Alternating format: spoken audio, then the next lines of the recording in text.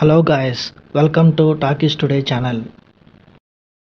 ఈరోజు Bigg Boss season 9 Telugu 11th week voting results ఎలా ఉన్నాయనేది ఈ వీడియోలో మనం డిస్కస్ చేద్దాం. సో వీడియోలోకి వెళ్ళే ముందు మీరు మన ఛానల్ని ఫస్ట్ టైం చూస్తున్నట్టయితే ఒక లైక్ చేయండి, ఒక కామెంట్ చేయండి, అలాగే మన ఛానల్ని సబ్స్క్రైబ్ చేసుకోండి. చాలామంది మన ఛానల్ని సబ్స్క్రైబ్ చేసుకోకుండానే వీడియోస్ చూస్తున్నారు గైస్. మీరు సబ్స్క్రైబ్ చేసుకుని చూడడం వల్ల ఛానల్కి ఎంత ఎంకరేజ్మెంట్గా ఉంటుంది. సో సబ్స్క్రైబ్ చేసుకుని వీడియోస్ చూడండి. ఇంకా లేట్ చేయకుండా వీడియోలోకి వెళ్ళిపోదాం. Let's get started. 11th week voting analysis. నామినేషన్స్లో మొత్తం 6 ఉన్నారు. ఆల్రెడీ మీరు ఎపిసోడ్ చూసుంటారు. 6 మెంబర్స్ ఉన్నారు. వాళ్ళు ఓటింగ్ ఆల్రెడీ స్టార్ట్ అయిపోయింది. ఎవరెవరు ఏ ప్లేస్లో ఉన్నారు, ఎవరు టాప్లో ఉన్నారు, ఎవరు డేంజర్ జోన్లో ఉన్నారు, ఎవరు ఎలిమినేషన్ అవుతారు ఈ వారం అనేది ఈ వీడియోలో చాలా క్లారిటీగా చెప్తాను. వీడియోని అక్కడ స్కిప్ చేయకుండా ఎండ్ వరకు చూడండి. ఎవ్రీ వీక్ నామినేషన్స్లోకి వస్తే తనుజ గారు టాప్లో ఉండేవాళ్ళు. ఈ వారం తను కెప్టెన్ అవడం వల్ల తను నామినేషన్స్లో లేదు. అంతేకాకుండా ఎవరిని నామినేట్ చేయాలన్న డెసిషన్ కూడా, ఎవరు ఎంతమందిని నామినేట్ చేయాలన్న డెసిషన్ కూడా తనుజ గారికే ఇచ్చారు బిగ్ బాస్. సో తను ఈ నామినేషన్స్లో లేకపోవడం, ఉండడానికంటే లేకపోవడమే ఎందుకు ప్రమాదకరం. ఎందుకంటే తనకున్న ఓటింగ్ ద్వారా ఎవరిని ఎలిమినేట్ చేయొచ్చు అనే రిస్క్ ఫ్యాక్టర్ అనేది ఇక్కడ ఉంటుంది. తన ఫ్యాన్స్ అనేవాళ్ళు ఒకళ్ళు ఎలిమినేట్ చేయాలని టార్గెట్ చేసే అవకాశం ఈ వారం వాళ్ళకి వస్తుంది. అంతేకాకుండా ఈ వారం మొత్తం తనుజ గారితో ఎవరైతే నెగిటివ్గా ఉంటారో, యాంటీగా బిహేవ్ చేస్తారో వాళ్ళకి ఓటింగ్లో ఎఫెక్ట్ పడే అవకాశం కూడా ఉంటుంది.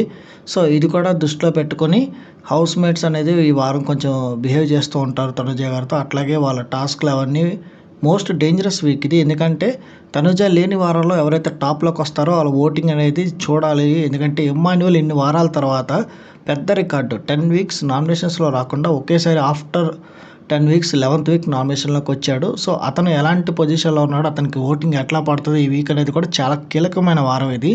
సో ఎవరెవరు ఏ ప్లేసెస్లో ఉన్నారనేది ఇప్పుడు చూద్దాం. తనుజ గారు నామినేషన్స్లో ఉన్నప్పుడు ఫస్ట్ ప్లేస్లో తనుజ గారు, సెకండ్ ప్లేస్లో కళ్యాణ్ ఉండేవాడు. సో ఇప్పుడు ఫస్ట్ ప్లేస్లో కళ్యాణ్ ఉన్నాడు, తనుజ లేదు కాబట్టి. కళ్యాణ్ తనుజ ఉన్నప్పుడు ఓటింగ్లో కొంచెం డిఫరెన్స్ ఉండేది. బట్ ఇప్పుడు హ్యూజ్ ఓటింగ్తో కళ్యాణ్ టాప్ లీడింగ్లో ఉన్నాడు. మిగతా వాళ్ళకి కళ్యాణ్కి చాలా డిఫరెన్స్ ఉంది. హ్యూజ్ నెంబర్ ఆఫ్ ఓటింగ్ కళ్యాణ్కి పడుతుంది.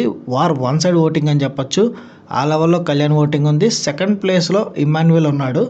ఇమ్మాన్యువల్ సెకండ్ ప్లేస్ డైరెక్ట్గా ఓటింగ్ ఎమ్మటే రావడం అనేది కొంచెం పెద్ద విషయమే. ఎందుకంటే 8 వారాలు, 10 వారాలు, 11 వారాలు ఇట్లా నామినేషన్స్లోకి రాకపోతే వాళ్ళు రాగానే ఎలిమినేట్ అవుతారా, డేంజర్ జోన్లో ఉంటారా, ఇట్లాంటి వాటి గురించి మాట్లాడుకుంటాం. కానీ ఇతను ఒక మంచి ప్లేయరు, ఎక్సలెంట్ హౌస్లో ఇమ్మాన్యువల్ లేకపోతే హౌసే లేదనే డిస్కషన్ ఉంది కాబట్టి ఇమ్మాన్యువల్కి హ్యూజ్ నెంబర్ ఆఫ్ ఓటింగ్ పడుతుంది. తను సెకండ్ ప్లేస్లో ఓటింగ్లో ఉన్నాడు ఈ వారం.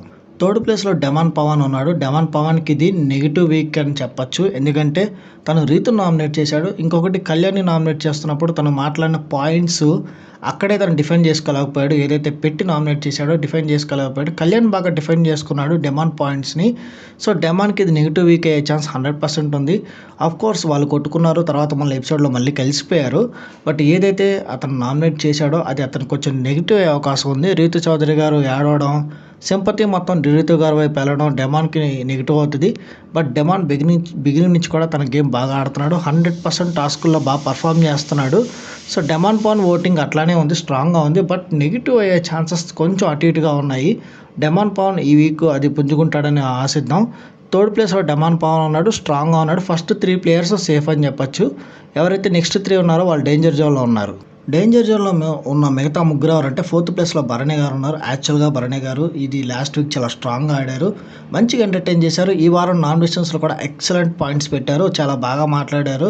అటు ఇమ్మాన్యువల్తో కానీ ఇటు రీతు చౌదరితో కానీ చాలా బాగా మాట్లాడాడు భరణి. ఇదే ఫైర్ బిగినింగ్ నుంచి ఉంటుంటే ఆయన అసలు ఎలిమినేట్ అయ్యి ఉండేవాడే కాదు.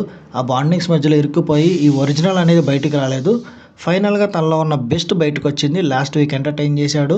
ఇప్పుడు నామినేషన్స్లో కూడా బాగా మాట్లాడాడు. ఈ వీక్ కూడా బెస్ట్ ఎపిసోడ్ అయ్యే అవకాశం ఉంది భరణి గారికి. సో దీని ద్వారా తను ఏదైతే బయటపడే అవకాశం కూడా ఉంది ఎలిమినేషన్ బార్ నుంచి. కానీ చెప్పలేం. తనుజ గారికి ఎగెనెస్ట్ అయితే తనుజ ఓట్స్ వేరే వాళ్ళకి వేసి స్ప్లిట్ చేసి ఆయన చివరికి తీసుకొచ్చే అవకాశం కూడా ఉంటుంది. అదొక డేంజర్ ఉంది. ఇప్పటికైతే మటుకు స్టిల్ అండ్ డేంజర్ జోన్లో ఉన్నారు, 4th ప్లేస్లో ఉన్నారు. ఇక లాస్ట్ 2 ప్లేసెస్లో ఆల్మోస్ట్ ఈక్వల్ ఓటింగ్తో పెద్ద డిఫరెన్సే లేదు. దివ్య గారు అట్లాగే సంజన గారు ఉన్నారు. సంజన గారి పరిస్థితి చూసుకుంటే సంజన గారికి ఇమ్మాన్యువల్ ఓటింగ్ అనేది ఇన్ని వారాలుగా పడుతూ వచ్చింది. దానివల్ల సేవ్ అయ్యారు. ఆవిడ ఓటింగ్ కూడా ఆవిడకుంది. బట్ అదేం పెద్ద ఓటింగ్ కాదు. ఎందుకంటే లాస్ట్ ప్లేసెస్‌లోనే కొంచెం పైన ఉండేవాళ్ళు ఇన్ని వారాలుగా ఆవిడ ఓటింగు. ఇమ్మాన్యుయల్ వల్ల తను ఇంకొంచెం బెటర్‌గా సేవ్ అవుతూ వచ్చారు. సో, ఇప్పుడు ఇమ్మాన్యుయలే నామినేషన్స్‌లో ఉన్నాడు. దానివల్ల 0 ఓటింగ్ ఇమ్మాన్యుయల్ పర్సెంటేజ్ సంజన గారికెళ్తుంది. సో, దానివల్ల తను డేంజర్ జోన్‌లో 100% ఉన్నారు. చివరి ప్లేస్‌లో ట్రెండింగ్‌లో ఉన్నారు ఓటింగ్‌లో.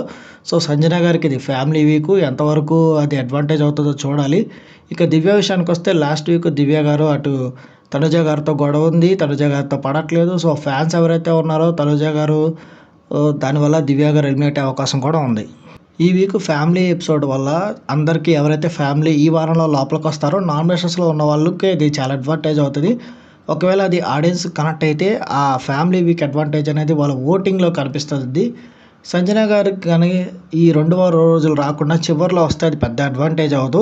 ఎందుకంటే అప్పటికే ఓటింగ్ అయిపోతది. సో, సంజన గారికి ఫ్యామిలీ వీకెండ్ ఎపిసోడ్ అవ్వాలంటే బిగినింగ్ డేస్‌లో వాళ్ళ పిల్లలు రావాలి. అప్పుడే తనకి ఇది కొంచెం అడ్వాంటేజ్ అయ్యే అవకాశం ఉంది. ఏదైనా కానీ ఎవ్రీ సీజన్‌లో ఒక నో ఎలిమినేషన్ వీక్ అనేది ఉంటుంది. అది ఈ వారం అవ్వడానికి కొంతవరకు అవకాశం ఉంది. ఎందుకంటే ఇది ఫ్యామిలీ వీక్ ఎపిసోడ్ కాబట్టి చూద్దాం అది ఎంతవరకు జరుగుతుందనేది. మీరు ఎవరికి ఓటేస్తున్నారు? మీ ఫేవరెట్ కంటెస్టెంట్ ఎవరు? ఈ సీజన్ మీరు ఎవరు విన్నర్ అవుతారనుకుంటున్నారు? కింద కామెంట్ సెక్షన్‌లో మెన్షన్ చేయండి. ఎవ్రీడే ఓటింగ్ అనేది ఎవరెవరు ఏ ప్లేసెస్‌లో ఉన్నారో నేను క్లియర్‌గా వీడియో అప్డేట్ చేస్తాను. ఇది వాళ్ళటి వీడియో.